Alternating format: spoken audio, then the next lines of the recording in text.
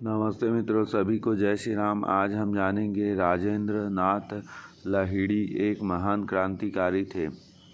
राजेंद्र नाथ लाहिड़ी का जन्म 19 जून 1901 में हुआ था। 29 जून में एक ब्राह्मण जमींदार परिवार में हुआ था। राजेंद्र नाथ लाहिड़ी एक क्रांतिकारी थे जिनके जिंदा रहने के दौरान ही नहीं बल्कि मृत्यु के बाद भी दुश्मन भयभीत थे।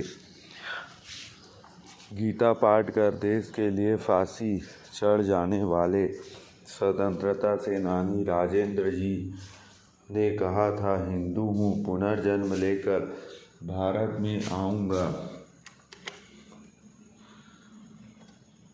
फिर आऊँगा। भारत में एक से बढ़कर एक महान क्रांतिकारी हुए। इसमें बंगाल के स्वतंत्रता सेनानियों का एक अलग ही स्थान है। बंगाल यानी ब्रिटिश काल का बंगाल प्रेसिडेंसी। इसमें आज के पश्चिम बंगाल के साथ साथ बांग्लादेश भी आ जाता है। आज के इसी बांग्लादेश के पबना जिले में राजेंद्र नाथ लाहिड़ी का जन्म हुआ था। उनका नाम काकोरी कांड के कारण लोकप्रिय हुआ। दिसंबर 19, 1927 ये वही तारीख है जब लाहिड़ी को फांसी होनी तय थी, लेकिन लाहिड़ी को 2 दिन पहले ही मौत को गले लगाना पड़ा। 19 से 1920 का वो दशक जब भारत में ब्रिटिश आक्रांताओं के विरुद्ध क्रांति भी बदलाव के दौरान गुजर रही थी। तब ये 1924 में स्थापित हिंदुस्तान रिपब्लिक एसोसिएशन के सदस्य थे। ये वो समय था जब भगत सिंह और बिस्मिल्लाह जैसे क्रांतिकारी न सिर्फ ब्रिटिश के दांत खट्टे करते थे बल्कि अपने विचारों से समाज को झकझोरते थे और आगे का समाज कैसा हो, इस बारे में लेखन और चिंतन का कार्य करते थे। राजनीति और धर्म से लेकर जातिवाद तक पर वो बहस करते थे। HRA का भी यही स्वप्न था कि आज़ाद भारत में एक ऐसे समाज का निर्माण हो जहाँ कोई व्यक्ति किसी अन्य व्यक्ति की शोषण ना कर सके। राजेंद्र नाथ लाहिड़ी इस नई तरह की क्रांतियों के अगुवाओं समूह में थे।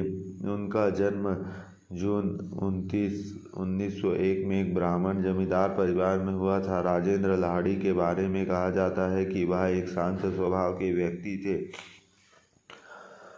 और अक्सर मुस्कुराते रहते थे, लेकिन उनके भीतर क्रांति की आग जलती रहती थी। उन्हें पढ़ाइयों के लिए वाराणसी भेजा गया था, जहां वो सचिंद्रनाथ सन्याल के संपर्क में आए। सन्याल HRA के सह संस्थापक थे। अर्थशास्त्र और इतिहास जैसे विषयों में स्नातक की डिग्री हासिल कर चुके राजेंद्र नाथ लाहिड़ी का क्रांतिकारी जीवन भी यहीं से शुरू हुआ था। बनारस हिंदू विश्वविद्यालय में उन्हें बंगाल साहित्य परिषद का मानद चुनाव सचिव चुना गया था। साथ ही साथ वहाँ के हेल्थ यूनियन के सचिव भी थे।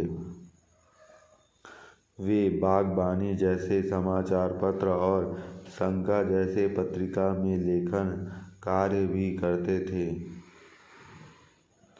साका के तो वे संपादक भी थे। इसी से राजेंद्र नाथ लाहिड़ी के बौद्धिक स्तर का पता चलाया जा सकता है। वे क्रांतिकारी तो थे ही, लेकिन साथ ही एक बुद्धिजीवी, एक चिंतक भी थे। अग्रदूत नाम के एक मासिक पत्रिका भी उसी समय थी, जिसे हाथ में ही लिखा जाता था वो उसमें भी लेख लिखा करते थे। ये भी ध्यान देने वाली बात है कि जब उन्होंने भारत माता के लिए मौत के गले लगाया था तब वे इतिहास विषय में एमए की पढ़ाई कर रहे थे। आचार्य ने उन्हें वाराणसी में ही बड़ी जिम्मेदारी दी थी। उन्हें वहाँ की डिस्ट्रिक्ट ऑर्गेनाइज़र और प्रांतीय परिषद का सदस्य पद दिया गया।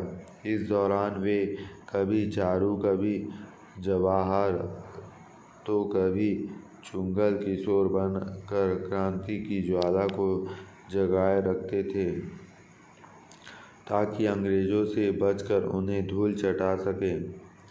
काकोरी कांड के दौरान उन्होंने ही दूसरे दर्जे के डब्बे की चेन खींचकर ट्रेन रोकी थी। उस ट्रेन को क्रांतिकारी ने लूटकर अंग्रेज को बड़ा झटका दिया था। इससे पहले भी आचार्य के लिए फंड्स जुटाने हो या फिर कोई भी दुष्कर कार्य करना हो, राजेंद्र नाथ लाहिड़ी हमेशा अग्रिम पंक्ति में रहते थे।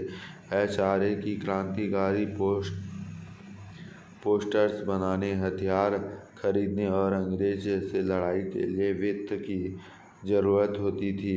इसके लिए वो इन अमीर जमींदारों को लूटते थे जो अंग्रेज़ों के साथ मिलकर भारत की गरीबी जनता का लहू चूस रहे थे। बाद में उन्होंने अंग्रेज का ही माल लूटने की योजना बनाई।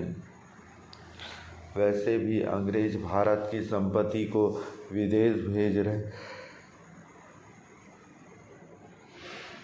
थे, उसके बर्बाद कर रहे थे, इसलिए अंग्रेज़ों को लूटना भारत की जनता का एक भला करने के ही कार्य था।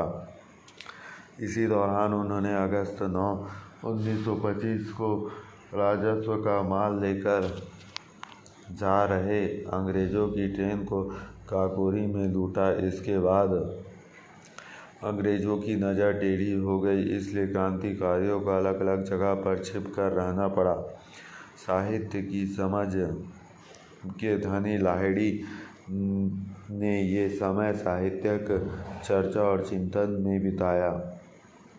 आखिरकार नवंबर 10, 1925 को राजेंद्र नाथ लाहिड़ी को अंग्रेज ने पकड़ लिया। उन्हें कोलकाता से गिरफ्तार किया।